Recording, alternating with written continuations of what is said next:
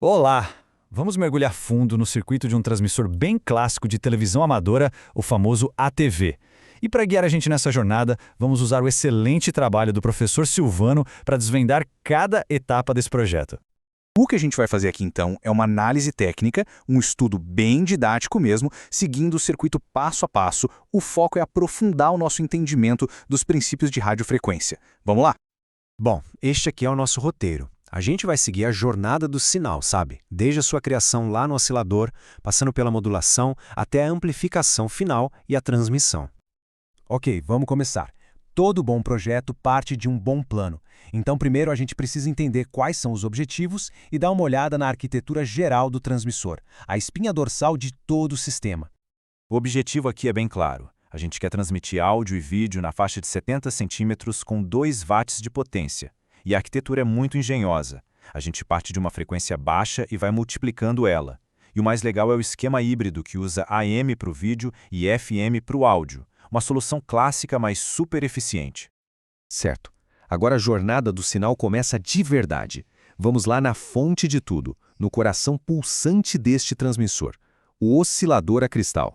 É aqui que tudo nasce. O transistor Q1, junto com o cristal, forma um oscilador que vai gerar a nossa frequência fundamental. E a palavra-chave aqui é estabilidade.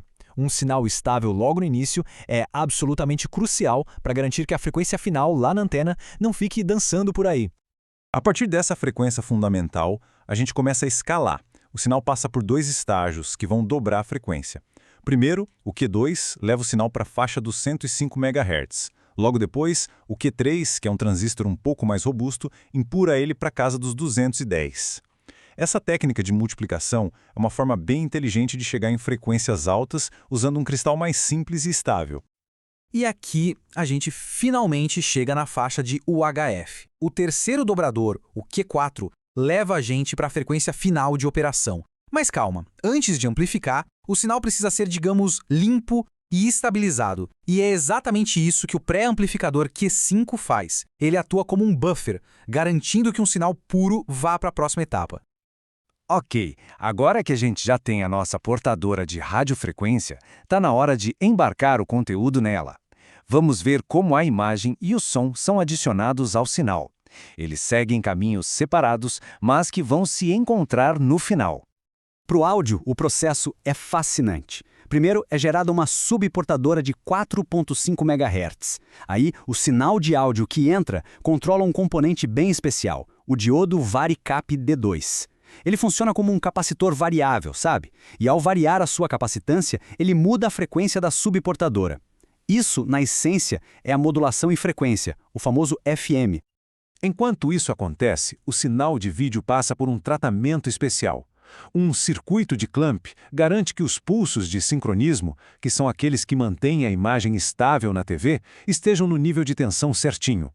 Depois, um pré-amplificador dá ao sinal a força necessária para a etapa de modulação. E aqui está o pulo do gato da modulação de vídeo. Pensa no transistor Q12 como se fosse uma torneira de eletricidade, controlada pelo sinal de vídeo. Quando a imagem é mais clara, a torneira abre mais, fornecendo mais tensão ao amplificador de potência. Quando a imagem é escura, ela fecha um pouquinho. Essa variação na potência de RF é o que cria o brilho e o contraste na tela. Isso é a modulação em amplitude, ou AM na prática. Muito bem, nosso sinal agora carrega a imagem e som. A última etapa é dar a ele a potência necessária para viajar pelo ar. Vamos para os estágios de amplificação final para chegar naqueles 2 watts de saída. O primeiro impulso de potência vem do estágio driver, com o transistor Q6. Um detalhe fundamental aqui é o que a gente chama de casamento de impedância. Pensa nisso como garantir que a tubulação de energia entre os estágios tenha o mesmo diâmetro, para não haver perda de potência na transferência. Isso é crucial para a eficiência do circuito. E aqui está um músculo do transmissor. O transistor Q7 entrega os 2 watts de potência. O ponto-chave é que ele opera de forma linear. O que isso quer dizer? Que ele amplifica o sinal sem distorcer as variações de amplitude que carregam a informação do vídeo. Se ele não fosse linear, a imagem ficaria toda distorcida. Finalmente, antes de ir para a antena, uma rede de saída adapta a impedância para o padrão de 50 ohms. E aqui vai um aviso crítico. Nunca, jamais opere este transmissor sem uma antena ou uma carga fantasma conectada. A energia de RF não teria para onde ir, retornaria ao transistor final e, bom, o destruiria instantaneamente. Olha, o circuito eletrônico é só uma parte da história. Agora a gente precisa falar sobre os aspectos práticos que garantem que o projeto funcione bem, de forma segura e, claro, dentro da DEI. Uma fonte de alimentação limpa e estável é essencial. Qualquer pequena flutuação ou ruído na alimentação pode vazar para o sinal de RF e aí aparece na tela aquelas indesejadas barras de RAM, sabe? Aquelas faixas escuras que rolam pela imagem. Por isso a filtragem e a regulação são tão importantes.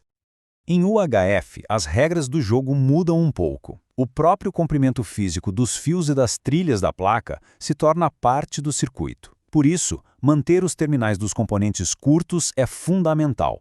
E blindar os estágios osciladores evita que eles interfiram uns com os outros. Em altas frequências, a construção física é tão importante quanto o diagrama esquemático. É muito importante ressaltar que esta análise é estritamente para fins educacionais, ok? A operação desse tipo de equipamento é exclusiva para radioamadores licenciados em frequências designadas e requer antenas e filtros adequados para garantir a pureza do sinal sem infringir a legislação vigente. E assim, nosso sinal completou a sua jornada. Vamos recapitular rapidinho o caminho que ele percorreu dentro desse circuito tão fascinante. Pois é, a gente seguiu o sinal desde sua geração lá no cristal, vimos ele ser multiplicado em frequência, depois receber a modulação de áudio e vídeo e, finalmente, ganhar potência para ser transmitido. Foi uma jornada que permitiu explorar vários conceitos fundamentais de RF. No final das contas, a mensagem é esta: a eletrônica é a arte de controlar elétrons, e que esta análise sirva de inspiração para que todos continuem experimentando e aprendendo, mas sempre com segurança em primeiro lugar. Bom, se esta análise detalhada foi útil, considere se inscrever aqui no canal, deixar seu comentário, curtir e compartilhar. O apoio de todos ajuda muito o canal a crescer.